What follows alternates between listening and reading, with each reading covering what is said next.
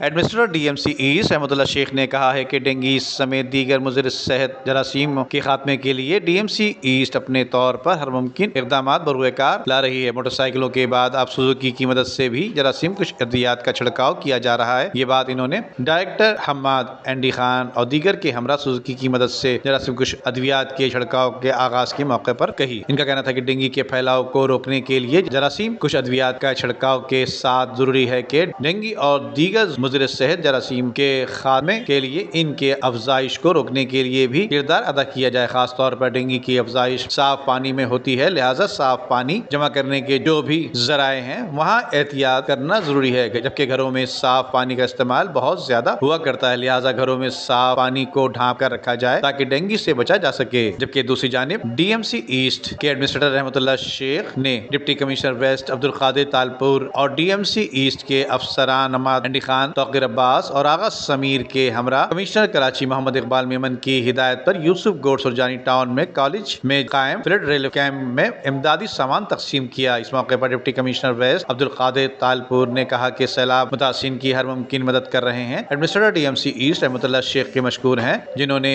امدادی سامان لے کر ہمارے پاس پہنچے جو سیلاب متاثرین میں تقسیم کیا جا رہا ہے۔ انسانی ہمدردی کی بنیاد پر اس مشکل وقت میں سیلاب متاثرین کی مدد کے لیے سندھ حکومت اپنا بھرپور کردار ادا کر رہی ہے۔ جبکہ ایڈمنسٹریٹر ضلع شرقی رحمت اللہ شیخ نے کہا کہ انسانی ہمدردی کی بنیاد پر ہر ایک کا قومی فریضہ بنتا ہے کہ وہ جس طرح بھی امداد کر سکتا ہے اپنا کردار ادا کرے۔ جبکہ ضلع شرقی میں قائم فلڈ ریلیف کیمپوں میں امدادی سامان پہنچانے کے ساتھ ساتھ جہاں ضرورت پیش آ رہی ہے اور ہمارے پاس امدادی سامان موجود ہے تو اسے ہم پہنچا رہے ہیں۔ ندیم صدیقی، میٹرو 7 پاکستان۔